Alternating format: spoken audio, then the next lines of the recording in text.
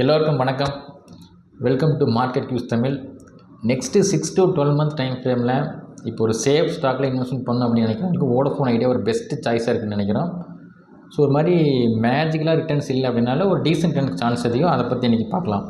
So last week தான் Vodafone ஐடியாவோட much awaited and இந்தியாவோட largest எஃப்பிஓ launch பண்ணி 18,000 crores இன்வெஸ்டர் சைடு இருந்து ஒரு 2,000 கோடி இப்போ வோடஃபோன் ஐடியா ப்ரொமோட்டர்ஸ் குமார் மங்களாகிட்ட வந்து டோட்டலாக 20,000 crores வந்து ஃபண்ட் ரைஸ் பண்ணாங்க.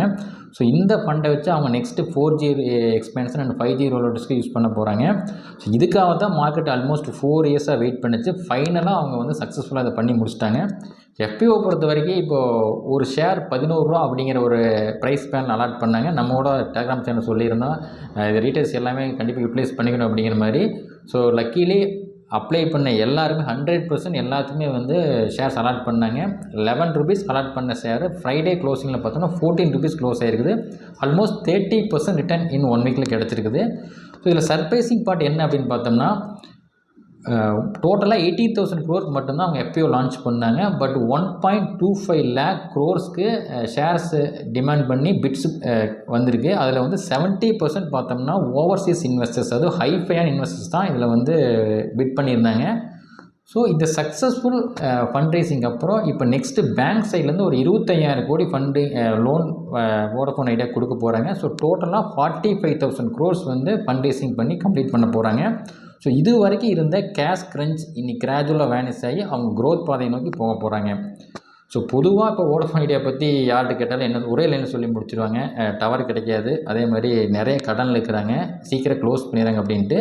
ஸோ இதுக்கப்புறம் அவங்களுடைய இது வந்து தலையில் மாறப்போது அவங்க வந்து நெக்ஸ்ட் லெவலுக்கு போக போகிறாங்க. ஸோ பொதுவாக இப்போ வோடஃபோன் ஐடியாவுக்கு என்ன தான் பிரச்சனை அப்படிங்கிறது சிம்பிளாக சீக்கிரம் பார்த்துடலாம். 2016 வரைக்கும் பார்த்தோம்னா ஜியோ அப்படிங்கிறது ஸ்க்ரீன்லேயே இல்லை.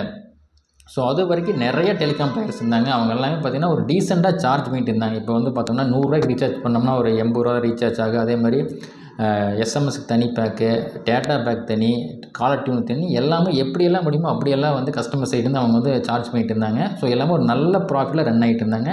ஸோ இந்த பீரியட் வரைக்கும் பார்த்தோம்னா அது டெலிகாம்க்கு முன்னாடி ஒரு ஹனிமூன் பீரியட்னே சொல்லலாம். இப்போ 2016க்கு அப்புறம் பார்த்தோம்னா ஜியோ வந்து ஒரு மாதிரி அக்ரெசிவாக சுனாமி மாதிரி என்ட்ரி ஆனாங்க. ஸோ எல்லாமே ஃப்ரீ அப்படிங்கிற கான்செப்டில் கொண்டு வந்தாங்க. அது மட்டும் இல்லாமல் நெக்ஸ்ட்டு 2 இயர்ஸுக்கு பார்த்தீங்கன்னா ஒரு 75 ரூபா மந்த்லி டேரிஃப் வச்சு அவங்க வந்து ஃபோனு ஃப்ரீயாக கொடுத்தாங்க. ஸோ இந்தியா பொறுத்த வரைக்கும் இந்தியன் பீப்புள் எல்லாமே பார்த்தோம்னா ப்ரைஸ் சென்சிட்டிவ் பீப்புள்ஸ். ஸோ இந்த மாதிரி லோ ப்ரைஸில் வரும்போது அவங்க எக்ஸிஸ்டிங் கஸ்டமர் சைடு இருந்து அவங்க வந்து ஜியோ பக்கம் மூவ் ஆரம்பித்தாங்க. ஸோ அது இந்த காம்படிஷன் ஹீட்டு தாங்க முடியாமல் ஏர்செல், அதே மாதிரி ரிலையன்ஸ் கம்யூனிகேஷன், இந்த மாதிரியான கம்பெனிஸ் எல்லாம் வந்து அவங்க கடையை சாத்திட்டு கிளம்பிட்டாங்க. ஸோ இந்த சுனாமிக்கு அப்புறம் பார்த்தோம்னா ஏர்டெல், வோடஃபோன் அண்ட் ஐடியா மொத்தம் இந்த 3 ப்ரைவேட் பிளேயர்ஸ் மட்டும்தான் கடைசியில் தாக்குப்பிடிச்சிருந்தாங்க. ஸோ அதுக்கப்புறம் வோடஃபோனும் ஐடியாவும் மெர்ஜ் பண்ணி வோடஃபோன் ஐடியாவாக வந்து ஒரு பிராண்ட் கிரியேட் ஆச்சு. அதுக்கப்புறம் அது வந்து விஐ அப்படிங்கிற நேமில் இப்போ வந்து ரன் ஆகிட்டுருக்கு. ஸோ இது பத்தாதுன்னு 2019 சுப்ரீம் கோர்ட் ஜட்ஜ்மெண்ட் கொடுத்தாங்க ஏஜிஆர் கேஸில். ஏஜிஆர் அப்படிங்கிறது அட்ஜஸ்டட் கிராஸ் ரெவென்யூ. அது சிம்பிள் டைம் சொல்ல போனோம்னா ஏர் அப்படிங்கிறது இப்போ கவர்மெண்ட்டோட ஒரு ப்ராப்பர்ட்டி. அந்த ஏரை யூஸ் பண்ணி இப்போது டெலிகாம் கம்பெனிஸ் வந்து இப்போ பிஸ்னஸ் பண்ணுறாங்க. ஸோ அப்படிங்கும்போது பார்த்திங்கன்னா அவங்களுடைய டோட்டல் ரெவென்யூவில் 8% வரைக்கும் கவர்மெண்ட்டுக்கு ஷேரிங் பண்ணணும் அப்படிங்கிறது அந்த ஏஜிஆர் கான்செப்ட். ஸோ இது வந்து 10 வருஷமாக இது ஆல்ரெடி வந்து கேஸ் நடந்துகிட்டு இருந்தது. 2019 ஜட்ஜ்மெண்ட்டுக்கு அப்புறம் பார்த்தோம்னா ஏஜிஆர் டியூ மட்டுமே வோடஃபோன் ஐடியா 70,000 கோடி கவர்மெண்ட்டுக்கு கட்டணும். அது மட்டும் இல்லாமல் ஸ்பெக்ட்ரம் சார்ஜ் வந்து 1,30,000 கோடி, டோட்டலாக 2 லட்சம் கோடி கவர்மெண்ட்டுக்கு மட்டும் வந்து வோடஃபோன் ஐடியாட்ட வந்து கடன் இருந்தது. ஸோ ஒரு சைடு ஜியோவோட இன்டென்ஸ் காம்படிஷன், கஸ்டமர்ஸ் எல்லாம் வந்து பார்த்தோம்னா எல்லாம் ஜியோ பக்கம் போயிட்டு இருக்கிறாங்க. அது மட்டும் இல்லாமல் டேரிஃப் இன்க்ரீஸ் பண்ண முடியாமல் ரொம்ப லோ டேரிஃபில் மெயின்டைன் பண்ணுறாங்க. அப்படிங்கும்போது ரெவன்யூ வந்து பெரிய ஷார்ட்டேஜ் வருது. இன்னொரு சைடு பார்த்தோம்னா 2 லட்சம் கோடி இமாலய கடன். ஸோ அப்படி நிலைமை இருக்கும்போது அவங்களுடைய 4G எக்ஸ்பேன்ஷனுக்கோ ஃபர்தர் நெட்வொர்க் எக்ஸ்பேன்ஷனுக்கோ எந்த பேங்க்கு லோன் தரல. அதே மாதிரி எந்த இன்வெஸ்டரும் அவங்க வந்து ஃபர்தராக இன்வெஸ்ட்மெண்ட் பண்ண தயாராக இல்லை. ஏன் ப்ரமோட்டரே கூட இதுக்கு மேலே பிஸ்னஸை ரன் பண்ண முடியாது அப்படின்னு சொல்லிட்டு குமார் மங்கலம் பிர்லா போர்டுலேருந்து ரிசைன் பண்ணிவிட்டு அவர் கவர்மெண்ட்டுக்கு ஒரு லெட்டர் எழுதினார். இதுக்கு மேலே நாங்கள் பிஸ்னஸ் ரன் பண்ண முடியாமல் நீங்களே எடுத்து ரன் பண்ணிக்கன்னு சொல்லிட்டு அவர் லெட்டர் எழுதி கிளம்பிட்டார். ஸோ நிலைமை ரொம்ப மோசமாகிறத பார்த்துட்டு கவர்மெண்ட் இம்மீடியட்டாக இப்போ ரிஃபார்ம் 1 டெலிகாம் ரிஃபார்ம் 1 கொண்டு வந்தாங்க. அதில் 2 கீ பாயிண்ட். ஒன்று பார்த்தோம்னா நெக்ஸ்ட்டு 4 இயர்ஸுக்கு 2026 வரைக்கும் பார்த்தோம்னா வோடஃபோன் ஐடியா வந்து எந்த ஒரு இன்ஸ்டால்மெண்ட்டுமே கவர்மெண்ட்டுக்கு கட்ட வேண்டியதில்லை. ரெண்டாவது வந்து பார்த்தோம்னா, அவங்க கவர்மெண்ட்டுக்கு கட்ட வேண்டிய வட்டியை வந்து கவர்மெண்ட்டு வோடஃபோன் ஐடியா ஷேர்ஸாக கன்வெர்ட் பண்ணிப்பாங்க. அதாவது 16,000 கோடி வட்டிக்கு பதிலாக அவங்க வந்து வோடஃபோன் ஐடியாவோட 33% ஷேர்ஸை டேக் ஓவர் பண்ணி வோடஃபோன் ஐடியாவோட லார்ஜஸ்ட் ஷேர் ஹோல்டராக கவர்மெண்ட் மாறிட்டாங்க. ஸோ கவர்மெண்ட்டோட இந்த சப்போர்ட்டுக்கு அப்புறம் ப்ரமோட்டர் சைட்லேருந்து மனசு மாதிரி அவங்க வந்து திரும்ப போர்டுக்குள்ளே வந்தாங்க. அதே மாதிரி திரும்ப 7,000 கோடி வரைக்கும் அவங்க வந்து ஃப்ரெஷ்ஷாக இன்வெஸ்ட்மெண்ட் பண்ணாங்க. ஸோ ஒரு சைடு கவர்மெண்ட் அண்ட் ப்ரமோட்டர் ரொம்ப ஹார்ட் ஒர்க் பண்ணி திரும்ப பிஸ்னஸ் சர்வே பண்ணணும்னு ட்ரை பண்ணுறாங்க. இன்னொரு பக்கம் பார்த்தோம்னா, இந்தியா மாதிரி ஒரு மிகப்பெரிய கண்ட்ரீஸில் யங் பாப்புலேஷன் அதிகமாக இருக்கிற கண்ட்ரீஸில் மொத்தம் 3 டெலிகாம் பிளேயர்ஸ் மட்டும்தான் இருக்கிறாங்க. அது மட்டும் இல்லாமல் இப்போதைக்கு டேட்டா அப்படிங்கிறது ஒரு பிளட்டு மாதிரி ஆயிடுச்சு. டேட்டா இல்லாமல் எதுவுமே ரன் ஆகாது. அப்படிங்கும்போது ஒரு பெரிய ஃப்யூச்சர் க்ரோத் வந்து டெலிகாம் செக்டாருக்கு இருக்குது. ஸோ அப்படிங்கும்போது ஒரு ஃபாரின் இன்வெஸ்ட் சைடு வந்து ஒரு பெரிய இன்ட்ரெஸ்ட் வந்து இந்த ஒரு 6 மாதமாக வந்து வோடஃபோன் ஐடியா மேலே திரும்பி இருக்குது.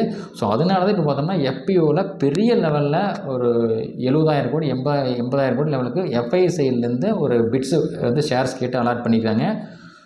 ஸோ இந்த சக்ஸஸ்க்கு அப்புறம் பார்த்தோம்னா வோடஃபோன் ஐடியா இங்கே இருந்து அவங்களுடைய மேக்ஸிமம் அமௌண்ட்டை ஸ்பெண்ட் பண்ணி 4G எக்ஸ்பேன்ஷன் அண்ட் 5G ரோல்அவுட்டுக்கு வந்து நிறைய டைம் அண்ட் மணியை ஸ்பெண்ட் பண்ணி அவங்க திரும்ப வந்து ரீகெயின் பண்ணி வருவாங்க அப்படிங்கிற மாதிரி ஒரு ஸ்கோப் போயிட்டுருக்கு. அது மட்டும் இல்லாமல் இப்போ ஒன்ஸ் இந்த எலெக்ஷன் முடிஞ்ச உடனே 20% வரைக்கும் டேரிஃப் ஹைக் பண்ண போகிறாங்க ஏர்டெல், ஜியோ அண்ட் ஐடியா அப்படின்னு நியூஸ் போயிட்டுருக்கு. அது மட்டும் இல்லாமல் நெக்ஸ்ட் 18 மந்த்தில் second round of tariff hike இருக்குது அப்படின்னு ஒரு நியூஸ் போயிட்டுருக்கு. டோட்டலாக இங்கேருந்து 40 to 50% டேரிஃப் ஹைக் பண்ண போகிறாங்க அப்படின்னு சொல்லி ஒரு நியூஸ் போயிட்டுருக்கு. ஸோ அப்படி டேரிஃப் ஹைக் 50% டேரிஃப் ஹைக் பண்ணாங்கன்னா ரெவன்யூ இங்கேருந்து அப்படியே 50% ஜம்ப் ஆகும்போது பெரிய லெவலில் அவங்களுடைய கஷ்டம் எல்லாமே குறைஞ்சிது. அது மட்டும் இல்லாமல் வேர்ல்டுலேயே இந்தியா தான் வந்து ரொம்ப லோயர் டேரிஃப் மெயின்டைன் பண்ணுற கண்ட்ரியாக இருந்துகிட்டு இருக்குது. இது கிராஜுவலாக மாறி டேரிஃப் ஹைக் வந்து ஸ்டெப் பை ஸ்டெப்பாக வரக்கு வாய்ப்பு அதிகம். அது மட்டும் இல்லாமல் ஒன்ஸ் இந்த எலெக்ஷன் முடிஞ்ச உடனே கவர்மெண்ட் வந்து ஏஜிஆர் டியூஸை ரீகால்குலேட் பண்ணி ஒரு 35,000 வரைக்கும் குறைக்க போகிறதா வந்து இன்வெஸ்டர் சைடுக்கு வந்து ப்ராமிஸ் பண்ணியிருக்காங்க. ஸோ அப்படி நடந்ததுன்னா ஒரு சைடு கவர்மெண்ட்டு கட்ட வேண்டிய கடனில் ஒரு 40,000 கோடி வரைக்கும் குறையி, இன்னொன்று பார்த்தோம்னா டேரிஃப் ஹைக்கு அப்புறம் பார்த்தோம்னா ஒரு 40 to 50% ரெவன்யூவில் ஜம்ப் வரும். அது மட்டும் இல்லாமல் இப்போ ஆல்ரெடி 45,000 crores பார்த்தோம்னா ஃபண்ட் ரைஸ் பண்ணிட்டாங்க. இதை வச்சு அவங்க வந்து பிஸ்னஸ் எக்ஸ்பேன்ஷன் பண்ணி புதுசாக வந்து கஸ்டமர்ஸ் ரீகெயின் பண்ணுறதுக்கு வாய்ப்பு இருக்குது. ஸோ இதையெல்லாம் வச்சு பார்க்கும்போது வோடஃபோன் ஐடியாவோட நெக்ஸ்ட்டு ஒரு ஜேர்னி வந்து ஸ்டார்ட் ஆயிடுச்சு நம்ம எடுத்துக்கலாம். இப்போ கம்பேரிசன் பொறுத்த வரைக்கும் பார்த்தோம்னா ஏர்டெல்லோட வேல்யூ வந்து 9 லட்சம் அல்லது 8 லட்சம் கோடி அப்படிங்கிறாங்க மார்க்கெட் வேல்யூ. அதே மாதிரி ஜியோவோட வேல்யூ 8 to 9 லட்சம் கோடி அப்படிங்கிறாங்க. பட் வோடஃபோன் ஐடியாவோட மார்க்கெட் வேல்யூ ஜஸ்ட்டு 90,000 கோடி தான் இருக்குது. நம்ம ஏர்டெல் ஜியோவோட ஃபுல்லாக கம்பேர் பண்ணல அப்படின்னாலும் ஜஸ்ட்டு இங்கே ஒரு 1,80,000 கோடி மார்க்கெட் வேல்யூ கொடுத்தாலும் இப்போ வந்து வோடஃபோன் ஐடியாவோட ஷேர்ஸ் 14 ரூபாய்க்கு ட்ரேட் ஆகிட்டு இருக்குது. நெக்ஸ்ட்டு 1 இயரில் ஒரு 28 ரூபா வரைக்கும் டபுளாக இருக்கக்கூடிய வாய்ப்பு ரொம்ப பிரகாசமாகுது. இல்லை ரிஸ்க்கு ரொம்ப ரொம்ப குறைவு. இதுக்கு மேலே ஷேர் ப்ரைஸ் மீறி போனால் ஒரு 1 ரூபா 2 ரூபா கீழே வரும் மார்க்கெட் கண்டிஷன் சரியில்லைன்னா. ஸோ 14 ரூபாயிலேருந்து 28 ரூபா வரைக்கும் போகக்கூடிய வாய்ப்பு ரொம்ப அதிகமாக இருக்குது. அதுக்கு மேலே கூட போகிற வாய்ப்பு இருக்குது. பட் நம்ம ஒரு 100% ரிட்டர்ன்ஸ் நெக்ஸ்ட் ஒரு 12 to 18 மந்த்தில் கண்டிப்பாக கிடைக்கும். ரொம்ப சேஃப் இன்வெஸ்ட்மெண்ட் அப்படிங்கிற ஒரு பேசிஸில் வந்து நம்ம வந்து கால்குலேட் பண்ணி இன்வெஸ்ட்மெண்ட் பண்ணலாம். ஸோ இதில் புதுசாக இன்வெஸ்ட்மெண்ட் பண்ணுறவங்க அவங்களுடைய ஓன் ஸ்டடியை பண்ணிவிட்டு அதுக்கப்புறம் இன்வெஸ்ட்மெண்ட் பண்ணுங்கள்.